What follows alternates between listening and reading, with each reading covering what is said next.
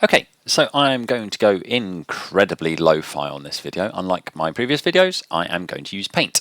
So I'm trying to set up a scenario whereby you can see the importance of positioning, fleet positioning, and also Logi positioning. So I've got two situations. I've got two fleets, one the goodies in blue and the baddies in red. I will try and use the correct colours for each. So we've got the goodies set up here and the baddies set up here. Within each fleet, we have a front line, which is your like scout skirmishers, hard tackle, that sort of stuff, and we also have a front line on both fleets.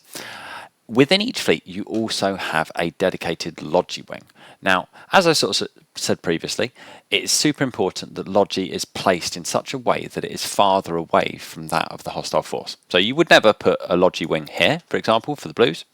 Obviously, because it's very near the reds, you would put it behind.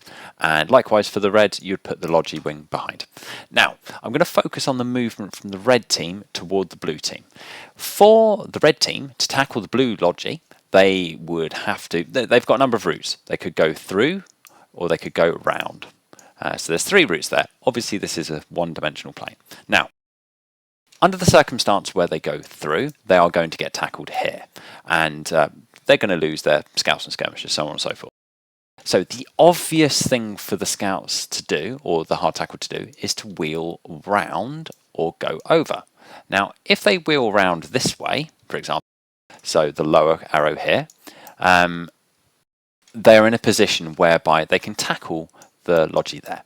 Now, the obvious thing for the Logi to do is to move. And it's super important, and you'd be amazed how important and overlooked it is. Now, as the tackle moves in, really the Logi should be moving in this direction so that they're away from the opposing force.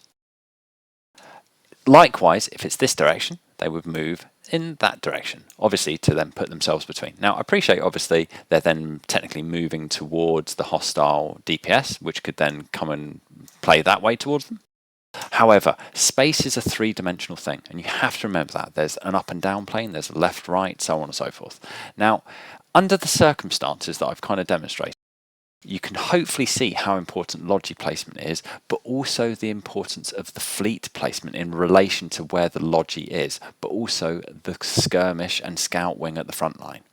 So hopefully that has helped demonstrate how important Logi placement is and fleet placement is in relation to a logistics ship providing support to the fleet. And now back to the class. Skill training completed.